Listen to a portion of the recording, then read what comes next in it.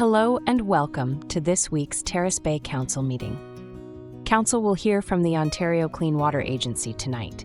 The presentation will highlight a change order agreement with the township, which will help in ensuring operational and compliance sustainability for the next 5 years. Superior Country will also present their annual report. They will be covering the 2024 cruise ship season, which has seen many cruise ships stopping at Terrace Bay over the summer. CAO John Hall will also be presenting a proposed launch of a new public and emergency notification system. The Voyant Alert system will be available through an app to residents in the area, warning of potential safety and health issues with emergency notices going out to the public on their cell phones. These are just some of the highlights of tonight's meeting. The full agenda is up next. Thank you for watching.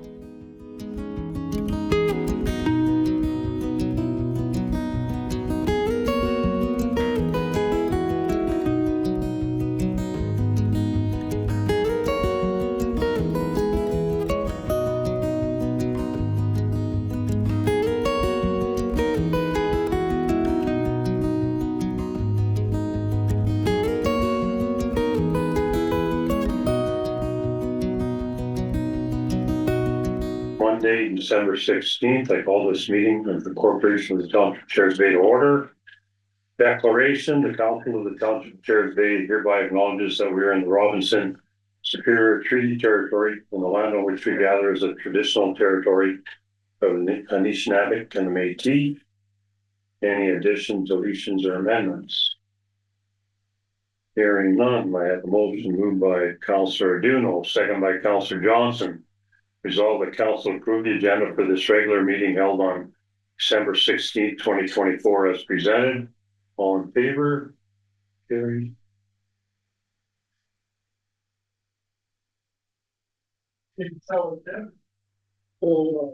Adoption of minute or no disclosures of interest.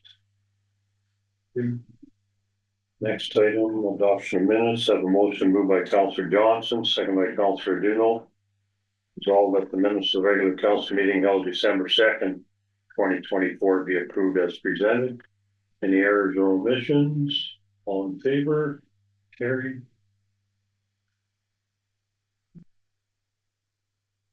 Presentations. Aqua. Okay, you're up, Patrick. Thank you. Great. Thank you very much. Good evening, Your Worship, council members, and township staff. I just want to thank you very much for the opportunity to present this evening. I'll share my screen.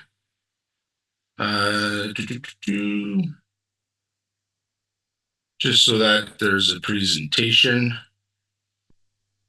Can everybody see the screen? We can. Perfect. Thank you so much. So this evening, we'll be presenting just some current industry challenges. The main focus will be the a change order request. There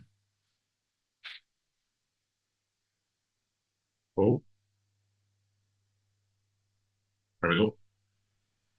So recent industry challenges, Aqua, along with, everyone else in the province, have been affected, supply chain shortages, long lead times, inflation causing operating costs to increase, staff shortages and turnover, also the repeal of Bill 124, which saw an across the board salary increase, which is good and bad in a way. There's costs to that. However, we are starting to see some dividends in retaining some staff. A little bit more difficult, however, in the Northwest with the mining industry kind of booming right now, and still being able to offer so much higher increases. So we're still dealing with that, but we are seeing a little bit of help there in terms of retaining our people. Just some operation specific, just kind of on how Aqua budgets their projects. So our operators are budgeted directly into the projects, supporting staff, managers, PCTs, admins, corporate support staff are all allocated regionally. So those regional allocations are Aqua's overheads, and they're consistent right around approximately 10%, 10.1%. Um, Currently with the township of Terrace Bay, we have an agreement, a fixed price agreement that we have until December 2029. So the basis of the change order is to reflect two full FTEs, township of Terrace Bay.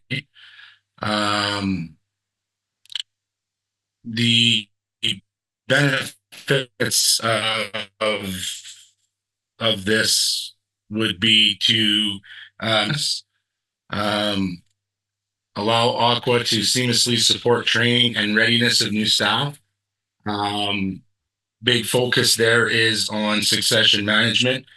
Our local operator is near retirement, and we want to be sure that we have seamless transition when that occurs. There's also additional services that can be added into the agreement here, mostly on the distribution side of things. Um, Currently, we have an agreement with the township to do some distribution work as capital over and above costs. So items such as hydrant flushing, valve exercising, and things of that nature would be included in this change order as well. So just a bit of an overview here, just to show the costs to this and kind of where the current agreement stands and where it'll stand in a change order situation. So if you look at the top line, we've got our actual CPI for the last 4 years, which totals up to about 16.6% increase over the last 4 years. Our current agreement pricing, the last 4 years, we saw an increase of 4.2%. So the township of Terrace Bay saw an increase in the agreement of 4.2%.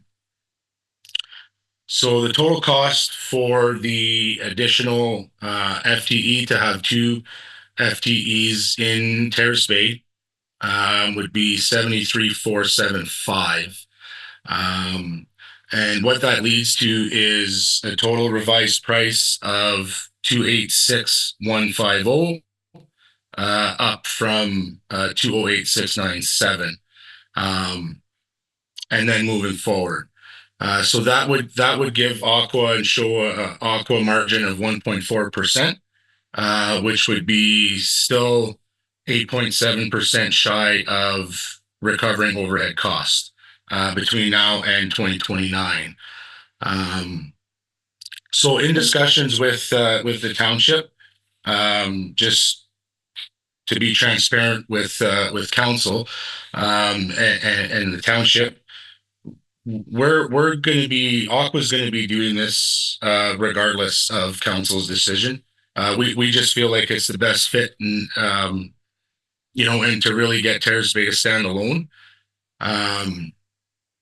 There will still be some shared costs in terms of on call, because we want to ensure that we still can capture some cost savings there for Terrace Bay and Scriber, but also for work-life balance for the operators. This would allow them to be on call once per month, which would give them some relief there. So we have gone ahead. We found an operator who actually has distribution licenses, collection licenses, along with OITs in water and wastewater treatment. So the operator is a good fit for what we're trying to do and for what we think additional needs for Terrace Bay would be. This operator operated in a distribution collection system and has experience there. but we wanted to bring this forward to council so that you could discuss. We're not expecting to have a decision made this evening. If it's something that council wants to discuss further, we can do so. But we really wanted to put somebody in place here. Turnover has been a great issue in Terrace Bay Scriber. And we're hoping that this operator is going to be a fit for the long term. So any questions before we close up? Gary or Bert, any questions? No, I think we'll have to have some discussions on it, definitely, but nothing that I can think to ask right now. Patrick, I got a question there is, like, how come Aqua has to do the hydrant flushing and the valve exercising?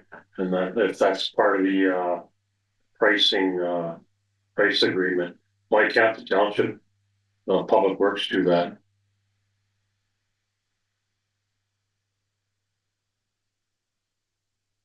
I don't know if is that a question for me.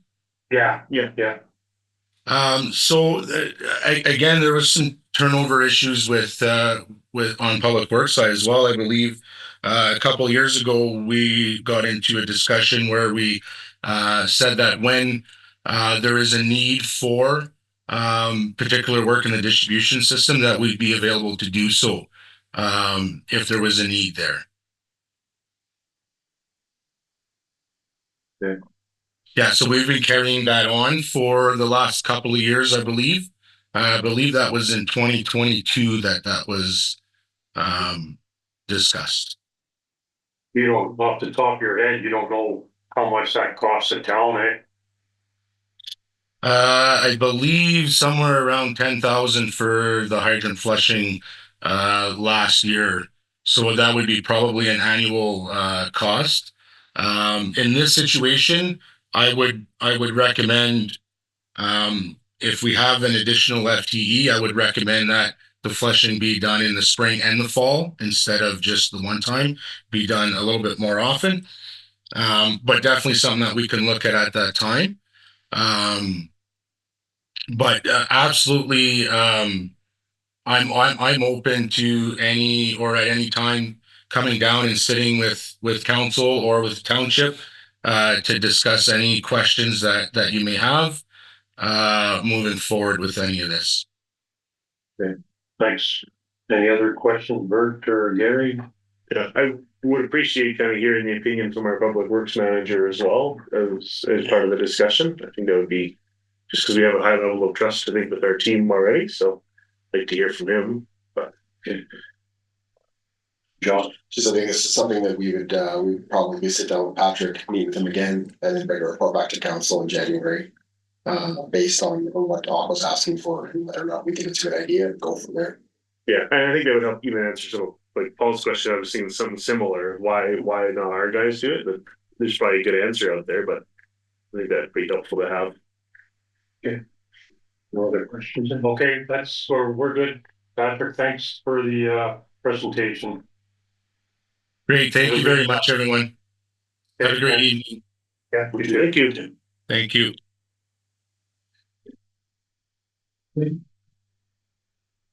Nothing there. Next up. And Suzanne. Dan, you're up, Dan. Good evening, everyone. Thanks for having us. As always, we have a cruise report for you to cover this past season, as well as a Superior Country fiscal report for you as well. So I'll let Suzanne start. Suzanne's our North Shore coordinator, as most of you know. She's been with the organization now, I believe we're going on 4 years. So she's been really the go-to person in regards to cruise ships. So I'll let her speak to that. And then when she's finished, I can do a brief summary of our overall Superior Country annual report, and we can go from there. Okay. All right. Good evening, Mayor and Council. Thank you for welcoming us to your meeting this evening for the delegation or the presentation of our reports here. So you have, I think it's about an 11-page report there that was in your package on cruise ships. So, you know, you guys have been in council for a couple of years now, so you know the background of it and everything. I'm not going to go through the background at all. I'm just going to sort of go through the highlights for 2024 season, and then of course looking ahead into 2025 and beyond. So as everyone knows, 2024 was a benchmark season for cruising up the North Shore. In 2023, we had just the 2 cruise lines come up, and they were only at the one location in Battle Island. But this last summer, we had visits to Red Rock, of course, Terrace Bay, and Rossport added on to that as well. So that was very exciting for all involved, for sure. In addition to advanced preparation that Superior Country staff undertook, we were also involved in a lot of the last minute requests from the cruise ships. Now we were told about this, sort of warned about this by people that have been working with the cruise lines in Thunder Bay for about 3 years now. We didn't really experience it last year because as I said, it was a slower season last year. But this year we really understood what last minute preparation meant and last minute requests meant. And we did our best to accommodate, of course, with the help of our valued partners in all of our communities, and of course our suppliers and our operators that helped us out as well. One of those really exciting moments was on September the 23rd, when your staff received notice that a cruise ship was coming on the 25th.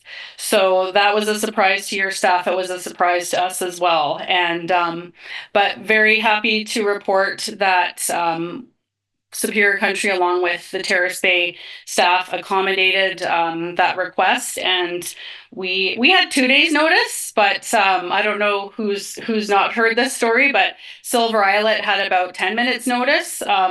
They were actually, the tender was arriving and coming into the docks in Silver Islet, and sort of the president of the Silver Islet Harbor Association was actually in his shower getting a phone call from his security person saying there's a cruise ship here. What are we supposed to do? And none of them knew about it. So we're not sure what happened, who dropped the ball on that, but it is what it is. But it meant that we got quite a few more visitors into the communities, including Terrace Bay, which was really, really exciting. So that was interesting. So inventory of our cruise ship visits, we did have 2 Battle Island excursions canceled this year for reasons beyond our control. One of them was weather. The other one was there weren't enough tenders available to bring guests to the island. But even with that, there were 1,131 unique guests who embarked in Red Rock, Rossport, and Terrace Bay and Battle Island last summer. In addition to that, we had 125 Viking Polaris guests that attended an onboard Ganilda presentation by Maria Phipps, which we also facilitated. So combining all of that, we hosted experiences for 1,256 guests, and that was compared to just the 550 in 2023. So Superior Country staff was on site for all the visits that are listed in that chart on page 4, except for 3. So September 11th in Rossport, September 18th at Silver Islet, and September 24th at Battle Island. So there's just a report in there about how many hours we worked and sort of what kind of tasks that we do leading up to and during as well.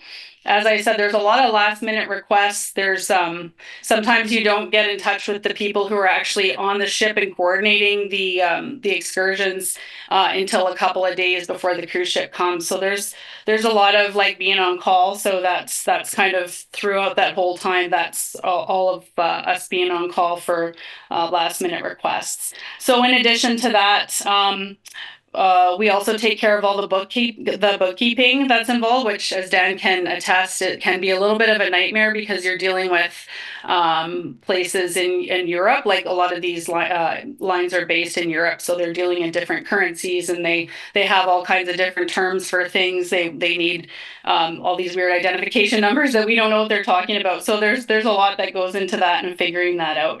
So we do the invoicing, all the bookkeeping, and all that kind of stuff. And then we pay out the operators and of course the communities for the security and the per head disembarkment fees. So as I said on page 4, I'm not going to go through this all. Of course, it's in your package. So it's just sort of a breakdown of all the numbers of guests that came to each port on what date and what was involved for experiences as well. So economic impact, which is one of the most important things about the cruise ships coming to the North Shore. Even though we had folks just coming to the 4 communities or attractions, Battle Island isn't really a community, it's more of sort of a destination. We did make sure that we had a number of businesses and organizations and individuals that we hired from all of the communities along the North Shore. So that includes in your area there's Scriber, Pays Plat as well, as Rossport too. So there we just made sure we were spreading the happiness around to the different communities, because we do want to make sure that they're getting some economic impact as well.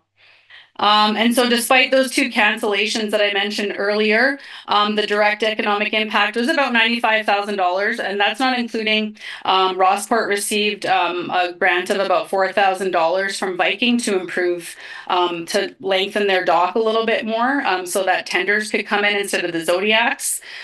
So that's, if you add that up, it's about $100,000, and that's just what we can track. So for instance, in Terrace Bay, when the coffee truck came down, and the coffee truck was pretty busy there, we don't track those numbers. Obviously, we don't go and ask them how much money they made. This is just the economic impact that we track through our bookkeeping that we've sort of has passed through Superior Country. And one of the surprises actually that we never thought of, and again, this is a learning experience. Like I said, we've tripled the amount of guests and saw a lot more cruise lines come through. So we were just sort of focused on experiences for guests alone.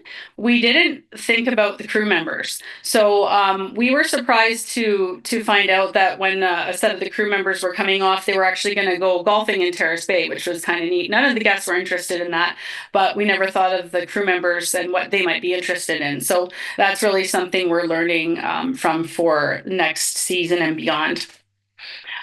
Media exposure. So of course, this was all very exciting for everybody involved. And we got a lot of media exposure in the Chronicle Journal, the Nipigon Red Rock Gazette, the Scriber Terrace Bay paper as well, as Superior North News Watch, of course, CFNO Radio. Dan was on the radio doing interviews with Al. And TBT News as well. There were television interviews and stories on it as well. So the North Shore got a pretty high profile this year from cruise ships. Okay. So we did, as I mentioned, there's a lot of learning involved, it being our 2nd season only. So we were looking at the challenges and the mitigation that we were looking at to oversee or to overcome those challenges. We did do interviews with each of our communities and the staff that were involved with helping us and assisting us with welcoming the cruise guests. So there's 4 sort of main challenges that we looked at. One of them was communication. So communication, we've been used to dealing with Viking and Hapag-Lloyd, which were pretty good with communication. Like we already know the dates that Viking is coming for next summer. They're coming to Battle Island again. We already know those dates. They know exactly what they're doing.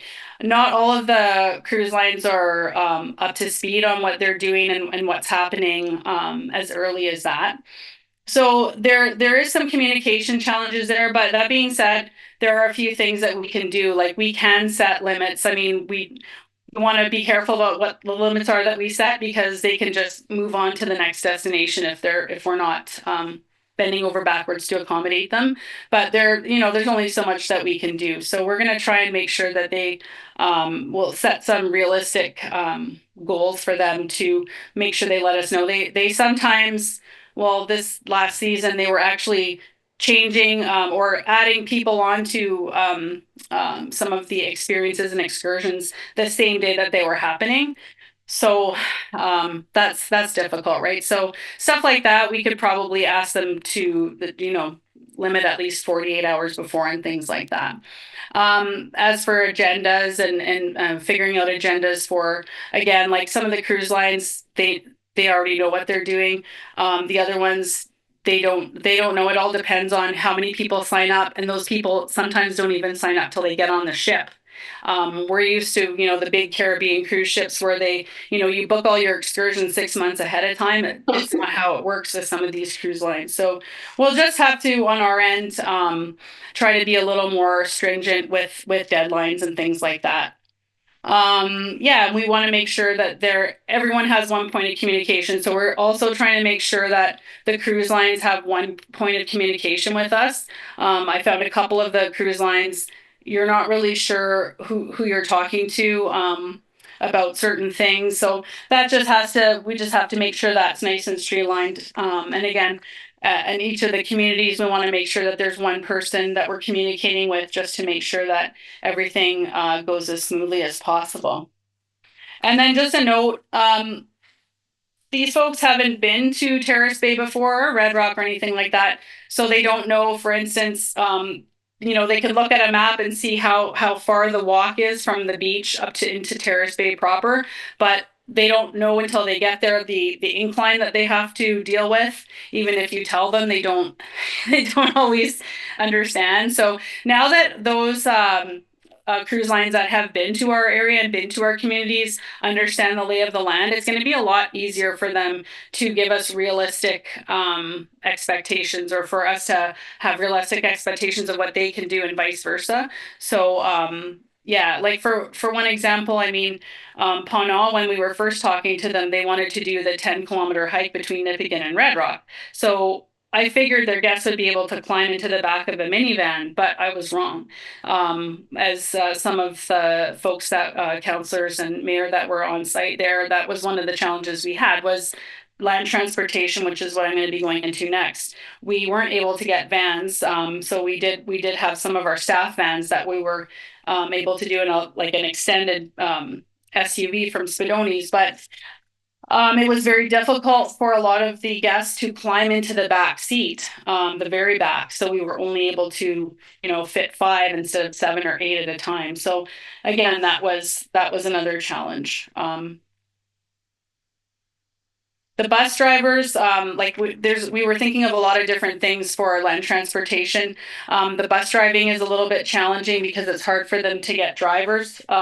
They're understaffed as well. And then we have to make sure that they're able to go pick up their students, bring them to school, and then pick them up at the end of the day. So we can't sort of overschedule, underschedule. It's got to be, and then there has to be enough people to make it cost effective for the cruise lines as well. They want to make money too. So yeah, if they're paying, $800 for 2 hours of a bus, they're just not going to do that excursion, right? So there's a fine balance there of cost effectiveness, for not just for us and for the bus operator, but also for the cruise ship. Community engagement. So again, that can be a challenge. Just speaking specifically about Terrace Bay, we weren't really aware that the areas had to be booked for the bonfires and things like that. So we weren't really aware that the townspeople couldn't just come and sit around the fire with everybody. We're aware of that now. So that's something that we'll look at for next year. And that just has to do with the bonfires. Any other interaction is fine, I'm sure. But that's just something that we learned this summer that we'll look at. If there's a request for a bonfire, we'll make sure that we put in the proper application that so that townspeople can interact with folks as well, because that is a big plus for guests is that they are able to interact with local people. It's very important to them. So there was another challenge here about that someone should be there when the guests get off of the tender and Zodiac, who can direct people to places in town and answer questions about the history of the town. And again, that's something else that we learned this year as well. That's something that maybe we can charge extra for, or that's something that maybe the town can look at putting a list of 3 or 4 volunteers that would be interested in just hanging out for the day and sharing information. It all depends on the capacity that you have in your community. Just speaking, for instance, of Red Rock, they have a historical society there. So they have folks that are interested in coming and just chatting and talking to people in exchange for maybe a donation to the historical society, things like that. There's also a mention of maybe Rotary Club volunteers coming down and doing that kind of thing for in exchange for a donation to the Rotary Club, that kind of stuff, or even a direct payment to someone who's just interested in doing that, but would like to be paid for their time. There's a bunch of different stuff that we can look into there, but that's definitely a point well taken. Other points to consider, the town brochures were really successful with the cruise guests, especially the last group that came, Hapag Lloyd. They're really big on self-guided tours. So it's nice to have those new brochures that you guys have with the maps and everything like that. Those were really helpful to have to hand out. And the other thing too was if one of the cruise lines was interested in the evening disembarking on the beach, but of course the security is just for that one dock that they were disembarking on. So I have been in discussions with your staff about maybe expanding that secured area to the beach as well, to give that flexibility if there's Zodiacs that want to be landing there as well. So that was another learning point there. So looking into the future, we're going to be continuing to promote the region. We're hoping that the cruise lines that did come to the communities are going to return. I don't know about that. The one cruise line that just had only a few people on the ship, I think they had like 60 people on the first ship and more the next time. I mean, again, if it doesn't make business sense for those cruise ships, they're probably not going to come back. But we're hoping that they'll be able to use, as I mentioned here, we got some professional digital assets, some photos and some videos, and we're going to be freely sharing that with the cruise line so that they will be able to use that to promote. They were also taking a lot of videos and photos themselves. So, and like I said, they now know the lay of the land and they'll be able to promote that better. So we're hoping that they'll be able to get more bookings to be able to come back. We're going to continue to participate in the meetings with the Great Lakes Cruise Coalition, even though they're not known as that group anymore. It's still a great network to have. And we are going to continue to work with Thunder Bay CEDC on their work promoting down in the different conferences and things like that. They take our brochure along too, and they help to promote the North Shore. And of course, our familiarization tour. We have to have a minimum of 4 cruise lines to go on that, and we only had 2 last year. So we had to cancel, and we're hoping to do that again in 2025, hopefully. We've got some support there from Destination Northern Ontario and the Thunder Bay Municipal Tax Fund as well, or the Accommodation Tax Fund to do that. All right, and then we have some goals here. Like I said, Vikings already booked their dates. We have some goals that we're looking at. Of course, this industry is very unpredictable, like I said. So if all goes well, we're hoping to reach all these goals that we've set out. And that's it. That's our report for 2024. So if there are any questions, Dan or I can take them at this time. Sounds like it was a very interesting, unpredictable summer, and it'll get smoother and smoother, I think, as we go along. We can learn from yous, and yous can learn from cruise ships and the guests. Looking I forward. think Suzanne put it very well one day this summer. It was like planning a 6-day. Wedding.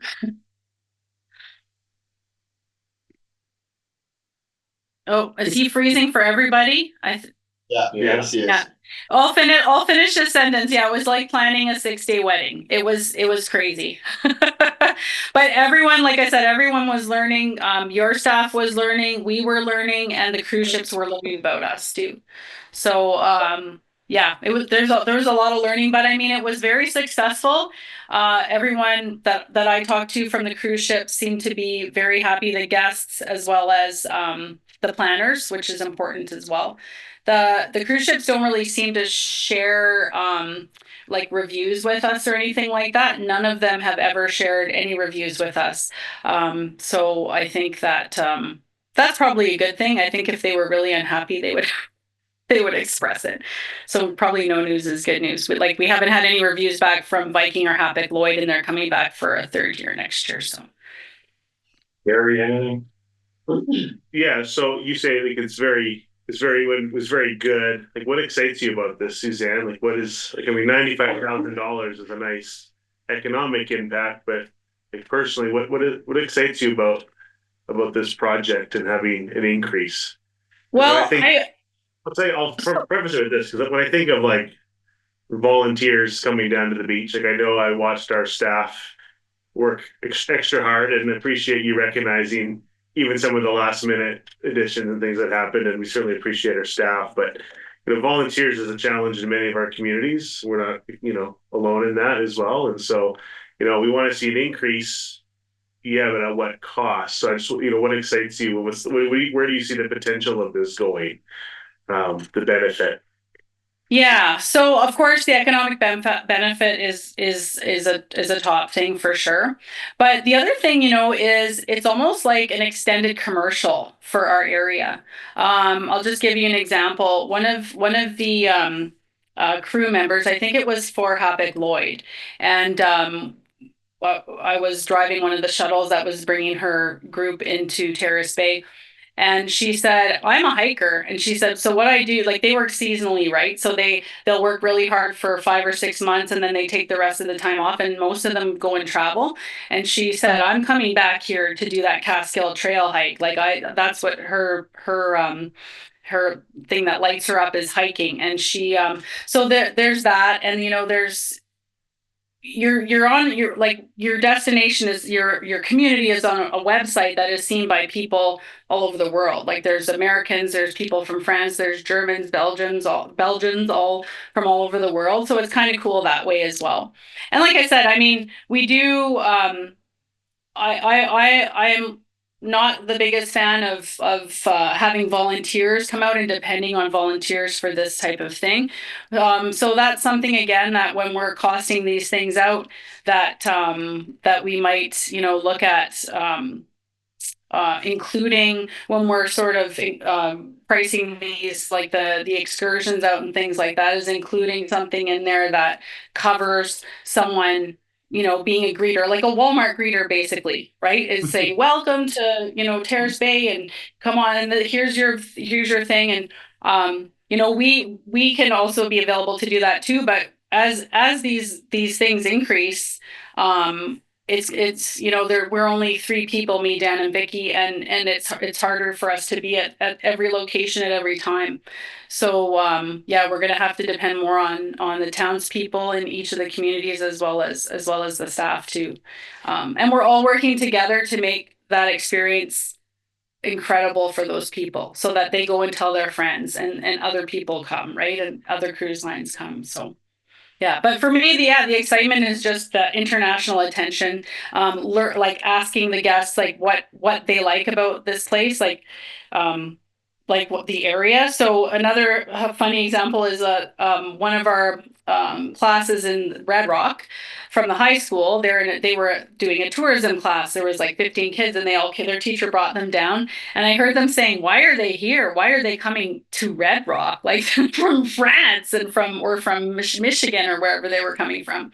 And so that's a big thing too, is to look at our area from those from other eyes to see like what they like about it, and what like a bald eagle came down, and it's almost like seeing a seagull or something now, right? They're so common here, and everyone stopped and they were freaking out about this bald eagle. So there's it opens your eyes and reminds you why it's so special to be here as well. Gets you excited. I Yeah. got one there, Suzanne. How come there's no cruises this way in the summer, like August or July or whatever? Don't they come into Thunder Bay that time of year? That's a good question. And you know what? I personally, I've never been told why. They just give me the dates, but I think it's because of the bugs, to tell you the truth. They came in, Dan, when was the last familiarization tour? I think it was in July. Right. And so they were doing hikes in, and they experienced the bugs. And I honestly think that it is the bugs. Because when the ones that come up in May, they're not experiencing those bugs at all. And then sort of the beginning of mid-June is when they stop coming, and then they start coming up again in September. I think that's what it is. But it also depends on the cruise line itself and what they're interested in. Like, for instance, Viking hasn't wanted to go beyond Thunder Bay, Silver Islet, and Battle Island. They just haven't been interested in going anywhere else. They have come to the area in July to Battle Island, but we haven't gotten them interested in the main shore activities. And now that they've expanded themselves to to diving the shipwreck near Battle Island, it's made it that much more of a challenge for us to get them to move from that area.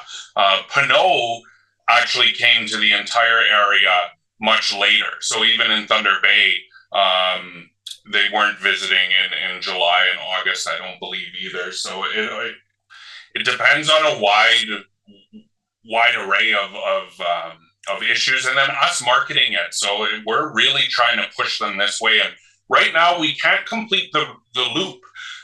So they come this way and then they have to backtrack. And that's not something that they like to do with the same guests on board. So Thunder Bay is an embarkment and disembarkment city. So you have people getting on in Thunder Bay, they're coming up the North Shore and then going back down through Thunder Bay, seeing things that they've already seen again.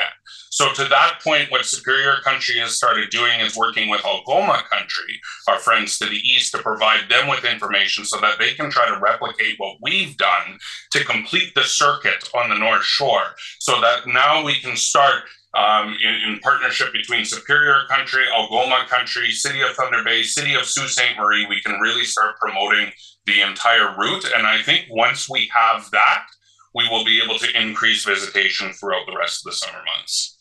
One thing I was going to say, Dan, is there's a lot of each town has its own festival or whatever you want to call it. Like Terrace Bay has the Lighthouse Festival, Nipigon has the Blueberry Blast, Red Rock has something by the bay there, the music festival. Yeah. And Terrace Bay in the fall has a fall market too. So it would kind of be nice if you could put that bug in their ears. So instead of going to Red Rock and, well, what do we do now? Or Terrace Bay, well, there's actually something going on. You know what I mean? Yeah, that's definitely been something that we've been doing and we're continuing to do, is really try to push the local events, because every cruise line keeps telling us that they want to interact with locals, and it's like, well, there's no better time than when the Lighthouse Festival is going on. So we're always pushing those events, but at the end of the day, it's always a profitability to these cruise ships, right? So and then you got to think we're one little section of the much bigger, so they're going throughout Lake Superior, Lake Michigan. But we are definitely pushing the events on them as well, because we think that would be kind of the best foot forward approach, is getting those locals at the events. But I must say, the best thing I heard from the cruise ship staff was in regards to having fires on the beach. I was lighting the fire for the staff down the beach a little bit, and I didn't realize that they can't have fires in France. So they were totally amazed by having that fire, and the staff told us that their guests and the staff themselves, that was one of their favorite things on the entire cruise. So being able to do that in Terrace Bay, and it was gorgeous down at that beach. So we're really hoping that we can replicate those results in the future. Okay. No other questions. Thanks, Dan and Suzanne, for the presentation, and hopefully this keeps going. Yeah, We'll absolutely. keep trying, and then we'll bring more cruise ships. Thank you so much. Did you want me to speak to that annual report a little bit, John, or? I think the council's good. It was on the agenda. They've seen it. If we have questions, you can get in touch with me. We know where to find you. Thank you. Absolutely. All right. Thank you so much. Thanks. Thank you. Okay. Next item on the agenda, CEO clerk's reports, emergency management plan review and compliance. Hey, your worship. So each year, the last time the plan was officially updated was in 2023. We typically update it every year if there are pretty substantial changes. So the original bylaw does allow myself or Chief Boland, who are our CMCs, to make minor changes to the phone numbers and things like that, little spelling errors, administrative errors, or corrections. Anyway, so it was last updated in 2023. As part of the overall emergency management program, is reviewed on an annual basis, as required by the Emergency Management and Protection Act. The changes recommended to council by the Emergency Management Program Committee, EMPC, or directly from the Emergency Control Group, which is the NECG. Not going to go through the legislative requirements there. Currently, for 2024, the NECG met on October 9th to fulfill the annual training and exercise as part of the legislative compliance requirements. A review of the relevant legislation and legislative requirements was first item on the agenda. A tabletop exercise involving a rail-related caused forest fire was conducted, followed by a short quiz and debrief for the participants. Then on December 12th, the EMPC met and reviewed the overall emergency management program, which includes the plan, the training, the tabletop exercise, public education efforts throughout the year, and a thorough discussion of the hazard identification and risk assessment, or HIRA, and the critical infrastructure, or CI list. One change to the plan highlighted during the discussion was putting council members back into the plan as official alternates for the head of council. So that requires then each member of council to take part in the annual training. In advance of changing the bylaw, all bill members did attend the tabletop exercise and the NECG training for 2024. Other changes noted by the committee include updating of contacts and phone numbers, and the status of backup power available at the primary and secondary emergency operation centers, or EOCs. I talked about updating the phone numbers. However, changing the status of each councillor to alternate to the mayor and the aforementioned EOC backup powers they were substantial enough to require bylaw update. Financial implications, there were no changes to the HIRA or CI following the EMPC discussions. Financial implications not at this time. Options are that council approved the proposed amendments to the emergency management bylaws discussing the appropriate bylaw be brought forward. Option 2 is that council not approve the amendments and direct administration otherwise. Administration is recommending option 1. Any questions? Hearing none. The motion moved by Councillor Duno, seconded by Councillor Johnson, resolved by council approve the proposed amendments to the emergency management plan as discussed, and that the appropriate bylaw be brought forward. All in favor? Carried. Next item we've done is a buoyant alert. Hey, your worship. So council may notice they got a notification from us on last week to sign up for a new service. So we previously engaged Voyage Alert at the beginning of the year following the passage of the 2024 budget. The description, quite basic from our website. Voyage Alert is an affordable smart notification service specifically designed to meet the needs of municipalities, regional governments, first responders, institutions, and businesses.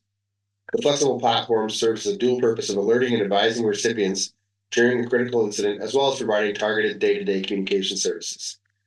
So essentially, residents can download the app on an iOS or Android device, or sign up for emails, texts, or calls notifications on a web-based platform, free of charge, to receive timely information from the township, ranging from general or event information to full-on emergency situations. The app and/or settings of each person's account are controlled by the user, allowing them to tailor the messages they receive to their own levels of need. Township staff attended 2 training sessions, one initially in the spring and then one this fall as a refresher to learn how to properly use the notification system. Ideally, this tool can be used for a wide range of notifications, again, such as to advise for events, such as the holiday skating party, we could have used it. General notices such as a lane closure on Highway 17, to critical notices such as a boil water advisory, and to emergency events and notices such as evacuation instructions during a forest fire. One advantage is it should save the township some staff time. An effort, for example, is during BWAs or boil water advisories. The system works off GIS information provided the users have enabled and included their location and allowed for this type of notice in their profiles. The notification can be targeted only to the affected residents instead of having to put out one notice and go door to door. So if we had everybody in a section of Lakeview that was signed up and we had their contact information, right now, our last resort, if we have a BWA, is to go door to door. So if we touch 9 times out of 10, it's hard to get it on the radio in a timely fashion. We only have a weekly newspaper. Website's kind of ineffective for something that quick.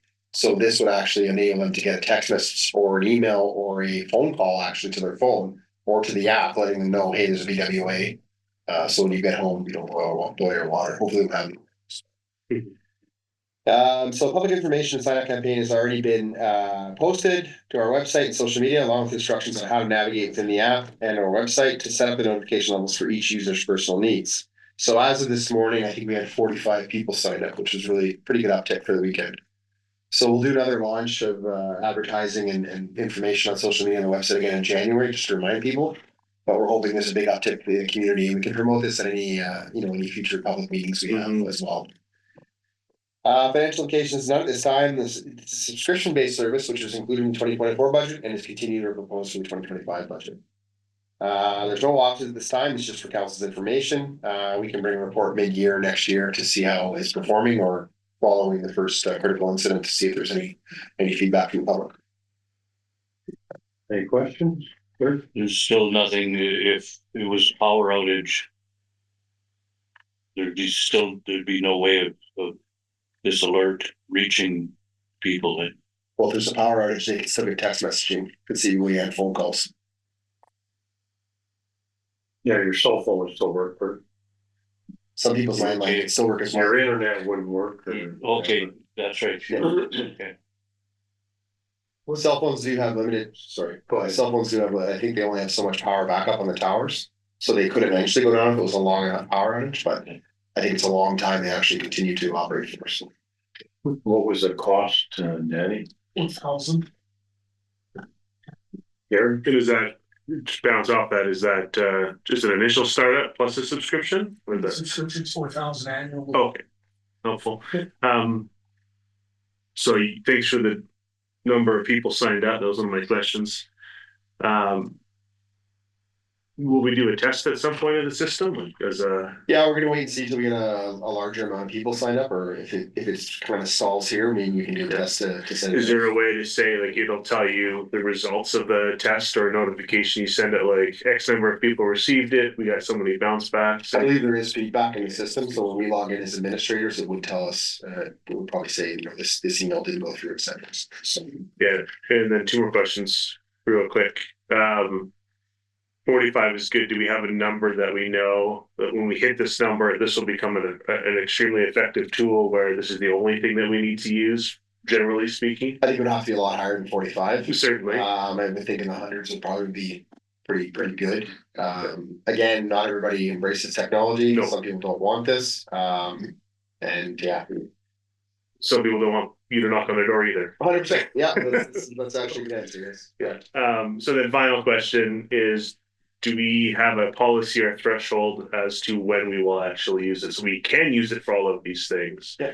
Do we plan to maybe work on that to say, hey, what constitutes being able to roll this out? Or when do we push that button? Hey, send this. So right now what's governing is because it's user based and they can sign up for what they want. If they didn't want to get information about the holiday skating party, as an example, they could opt out of general notices. Right. So that's kind of what dictates how we run it for the first little bit. Yeah. But it is a good point. We may want to come up with a policy sooner or later because we may not want to replicate every sort of social media post on our thing, which is not the intent right now anyways, but. Yeah, I think even a formatting of a message might make a difference too between what it looks like with, hey, this is an emergency, so whatever you can change it's all caps for the first line, or versus the social media post. You may get excited, but you don't want that to be caps because you don't want that to get common or used to. You might see it all the time. Well, it's just another skating party or another whatever.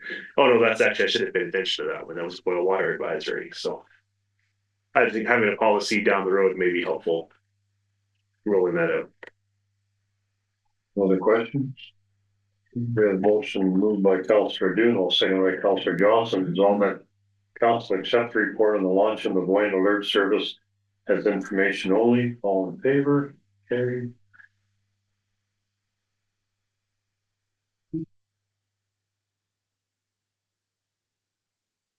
Danny, you're up. Variance report. Thank you, Your Worship.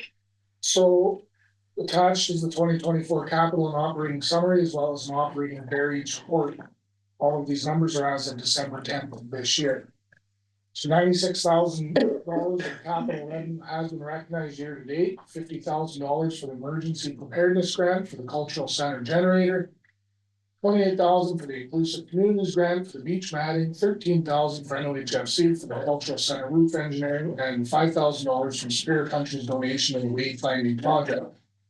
Outstanding revenue items are for the NOHFC funding for the ice resurfacer, which has been pushed to 2025, and reserve transfers from the fire hall, public works equipment, and garage roof, and the water treatment plant roof with all the public reserves mentioned there.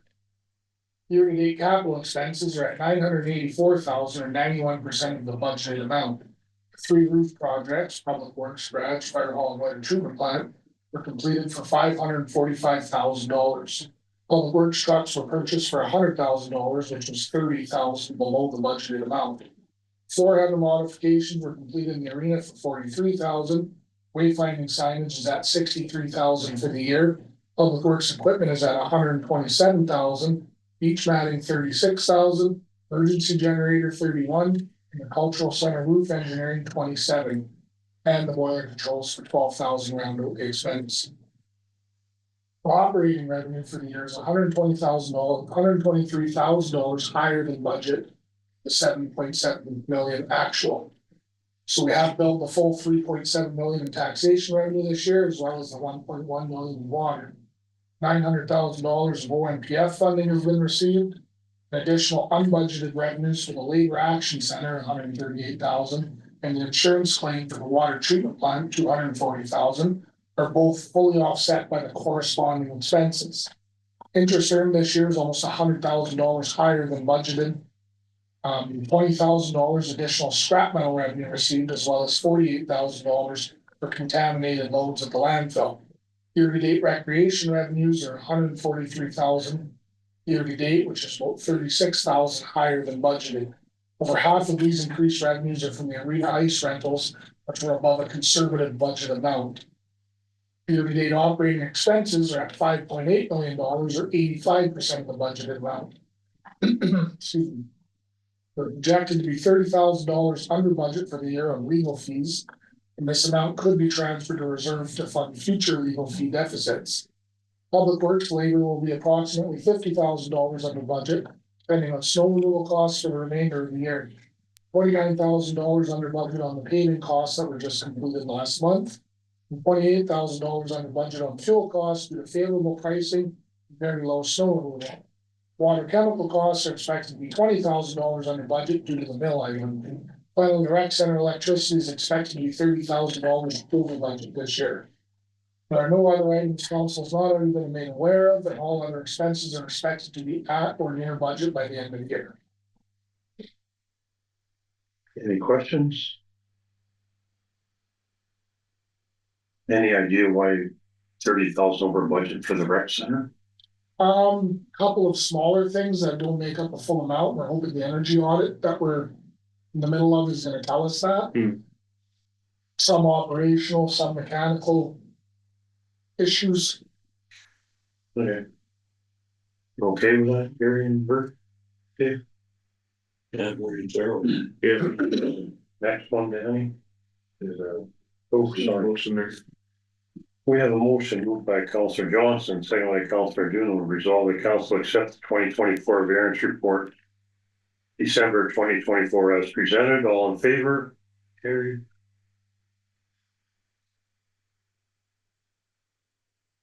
Okay, next one, Danny. So 2025 municipal insurance renewal, we've been working with our insurance broker, Westland, and we've obtained a comprehensive insurance package from our current provider, Marsh Insurance. Item of note in this proposal include a 5% increase in primary general liability, 5% increase on environmental impairment liability, 6% increase on property, and a 3% increase on automobile and transit. There is no change on crime, council, or cyber. So the 2025 premium for Marsh is quoted at $144,352. This represents an $8,179 or 6% increase over last year's premium. The options are A, that you approve the 2025 Marsh insurance policy in the amount of $144,352, or B, that council does not approve the 2025 Marsh insurance policy and direct administration otherwise. Recommendation is option A. Any questions? You recall how much it increased last year, percentage wise? 10 to 12. Yeah, it was high. Yeah, it was much higher than this year. Did we like shop around, Danny? Last year we did. Last year we went out for quotes and the other municipal insurers weren't even close. Okay. I shouldn't say they weren't even close, they were close, but it wasn't, there was lots that wasn't included. No questions, Bert? Well, it seems to be a sign of the times. Okay, we have a motion moved by Councillor Johnson, second by Councillor Duno. Resolve that council approve the 2025 Marsh municipal insurance proposal in the amount of $144,352. All in favor? Carried. And then the next one, your employee benefit renewal. So Manulife has been a group benefit provider for the township of Terrace Bay for a number of years. Administration has worked closely with its current broker and provider to maintain a quality benefit package for its employees, while at the same time keeping costs increased at a reasonable level. For this year, the 2025 benefits, administration again directed our broker to work directly with our Manulife provider. And currently, administration has been exploring alternative options for the current provider and could bring forward another proposal at a later date. After review, the township's proposal this year comes with a negotiated rate of an 8.9% increase from last year's premium. Breakdown is attached. Administration and Capital Financial Services are comfortable moving forward with this proposal. Total cost of the renewal is $189,799 plus applicable taxes. So the options are A, to accept the quote from Capital Financial Services and Manulife in the amount of $189,799, or B, do not accept the quote from Capital Financial Services and Manulife and direct administration to renegotiate. Recommendation is option A. Any questions? Some of the question the last time around, between the shopping around question and what was the increase last year? I believe in the thing that shows 4.6%. If you click the attachments, we actually attach the summary there on it. Yeah, so I think so it is a much larger increase than we're used to over the last few years. Yeah. No other questions? yeah, and just the shop around question is that you just went with them again, or was it also an exploration of other? We're doing exploration on our own outside of with our benefit provider, with our broker. Yeah, okay. A motion moved by Councillor Duno, seconded by Councillor Johnson. Resolved that council accept the quote from Capital Financial Services Manulife for the 2025 employee benefit renewal in the amount of $189,799.16 plus applicable taxes. All in favor? Carried.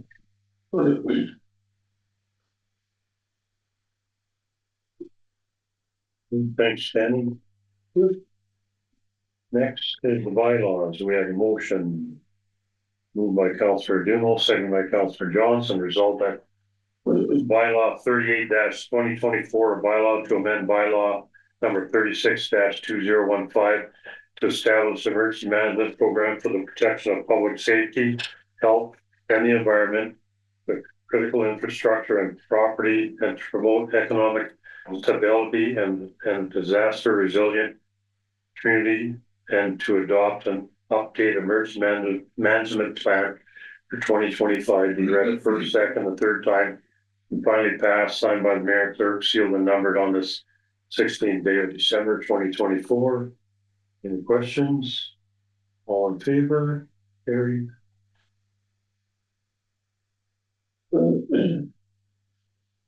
Other business, Bert, you're up with the round table. I attended virtually on December the 12th roundtable on caribou.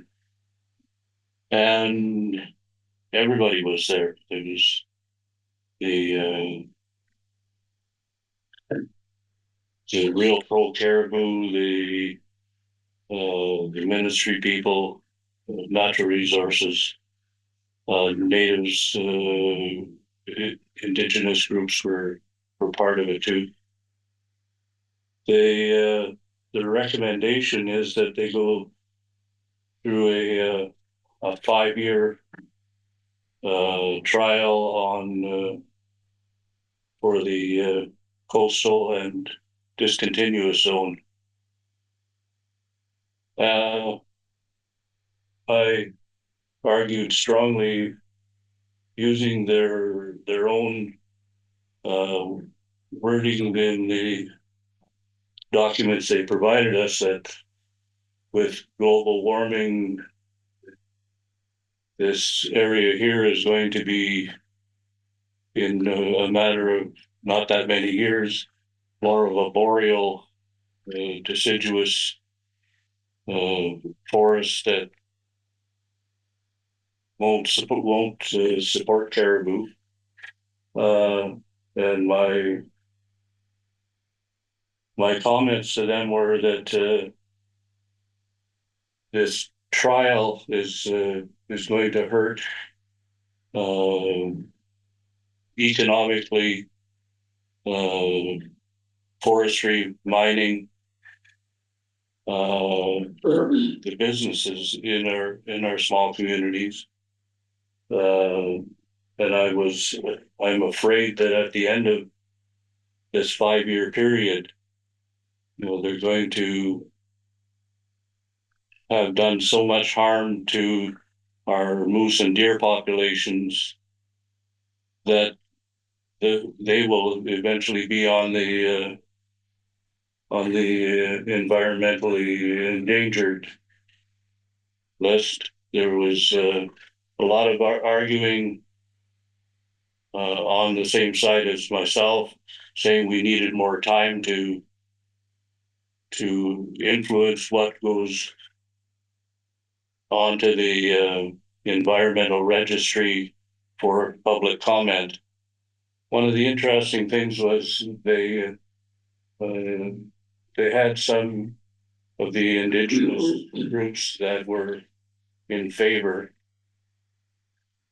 And I raised the question that were they made aware that part of the plan on bringing back the caribou is getting rid of the moose and the deer, and so there wouldn't be any on the landscape.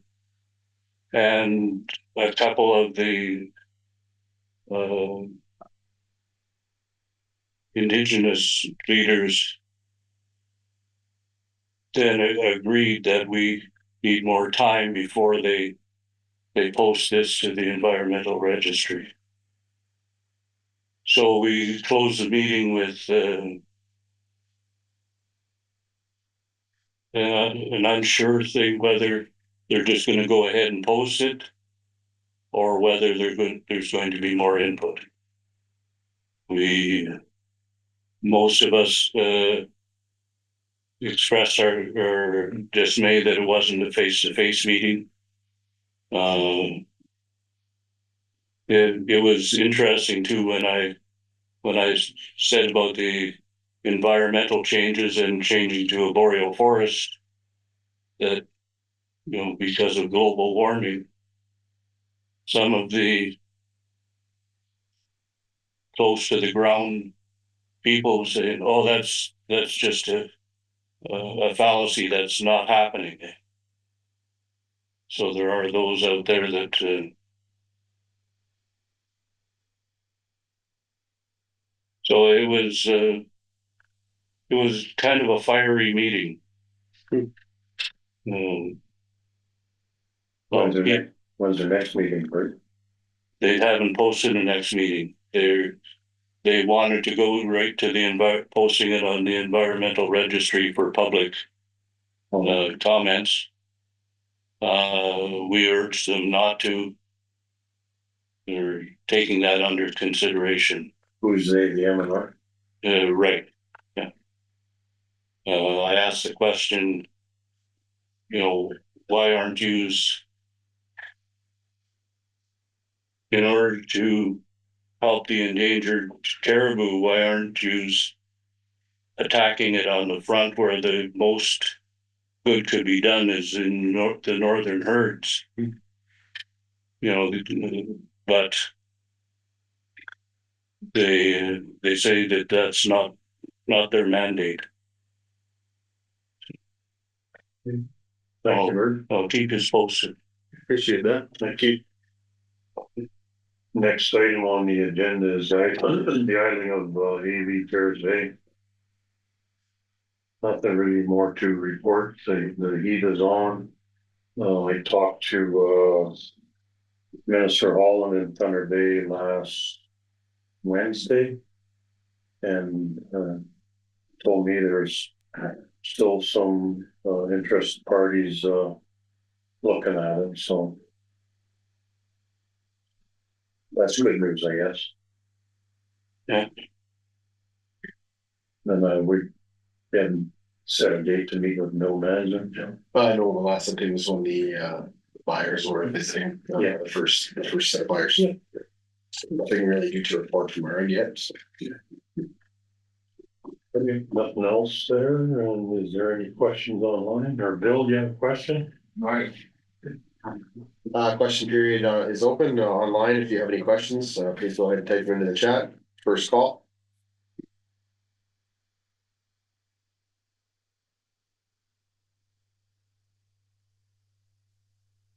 Second call.